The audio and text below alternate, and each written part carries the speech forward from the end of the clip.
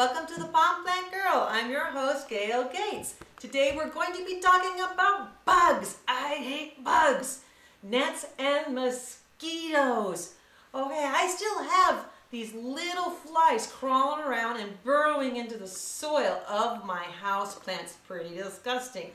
They don't really fly, they just kind of crawl and run around. I have this insecticide soap right here. It is worthless. The gnats laugh at me. So we're getting rid of that, and the next thing we're going to try here is some cinnamon tea. All it is hot water and cinnamon. You put the cinnamon in the water, doesn't really matter, it's not an exact science, and you brew it up, let it cool down, spray it on your plant. Right over here, also something that's nice to have in your window is a tobacco plant.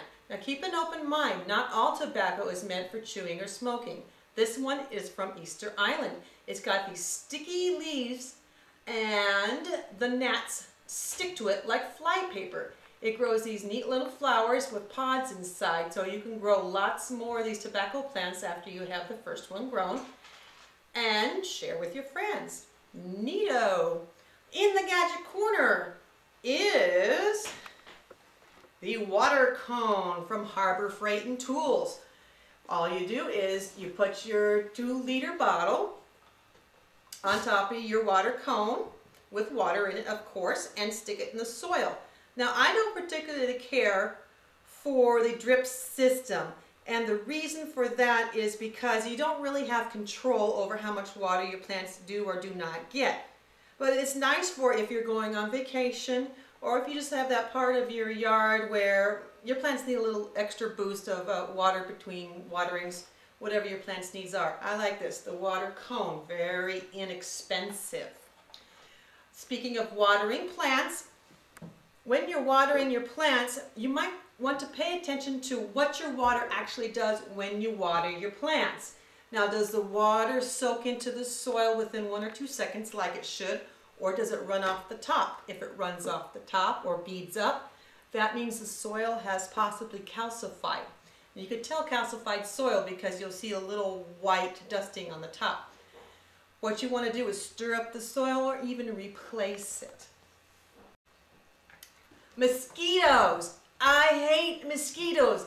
Did you know that people who eat bananas are more likely to be bitten by a mosquito than people that don't eat bananas? And if you have a banana tree in your backyard and your neighbor doesn't, does your yard have more mosquitoes? I don't know. Email me. Tell me what you think. The big black bucket. Oh, before I go on with that, something very interesting. Do you get bitten by mosquitoes?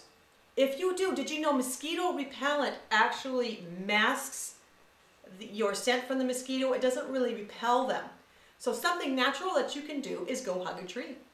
The aspen tree is a natural mosquito repellent. Pretty weird, so go hug a tree. An aspen tree. Okay, our big black bucket.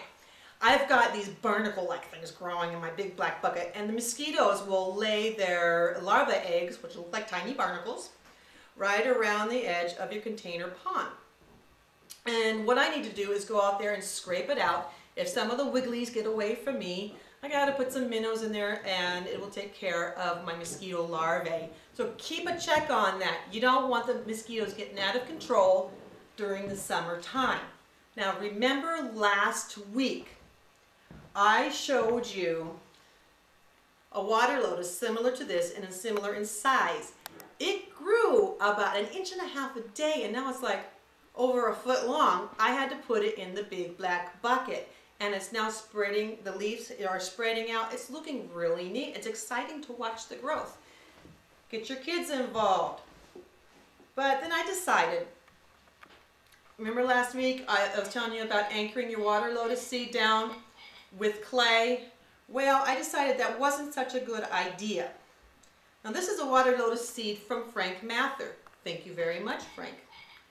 And I scarred the end of it, and it's starting to swell up like a good seed should, but I decided that the clay wouldn't be a good idea. It might damage the root growth.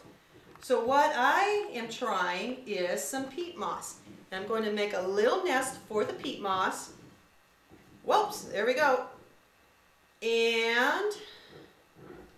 wrap it up nice and sweet and anchor it down with the clay. So we'll see how that works out. So the spring comes along and the flowers are growing and the birds are chirping and, you know, the bees are doing their thing. One thing I want to remind you of is spring is very unpredictable. So you might get some of that cold weather coming in and damaging your warm weather plants. That's one reason why I wrapped up my water lotus seeds, is to try to give them a little extra security, a little extra warmth in the water. Not sure if it makes a difference. Makes me feel better though. Our mystery plant. Remember last week I showed you this plant? Well, this is actually our mystery plant. I don't know what it is. All I know is that it is a succulent. You see on the outside it's green, and on the bottom side it is red. Kind of neat, huh? So if you get a little homely plant like this one is, something that you might want to do to make it look nice and pretty is put some plant shine on it. And that'll polish it up just like the professional plants you might see in nice hotels. And this is what the professionals use to shine up the leaves on their plants. We'll watch this as it grows over the weeks, and we'll see how it develops, and who knows what it's going to turn into. It also has developed some little gnats in there, so it'll be getting a treatment of that cinnamon tea.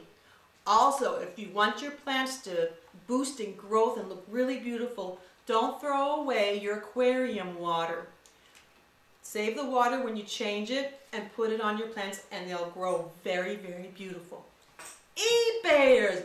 I love eBay.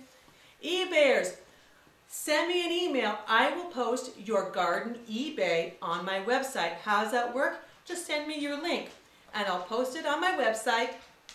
I'll post it on my website, and we'll get more people to come to your eBay sale. Well, I would like to thank my cameraman, my handsome cameraman, by the way, Glenn Gates. Thank you for coming on board. He happens to be my husband too, recognize the name. And Carol Lee, my personal assistant that makes all this happen. Lori King, Master Gardener from Texas. Thank you so much. She'll be writing articles for the Pond Plant Girl. And Frank Mather. Thank you, Frank, who's writing our Water Lotus articles. Thank you to one of my good brand new fans. Yeah, that's what you are, a fan. Mindy from Tennessee. Welcome aboard. Thank you for watching the Pond Plant Girl. That's our episode for today. You all have a great week and happy ponding.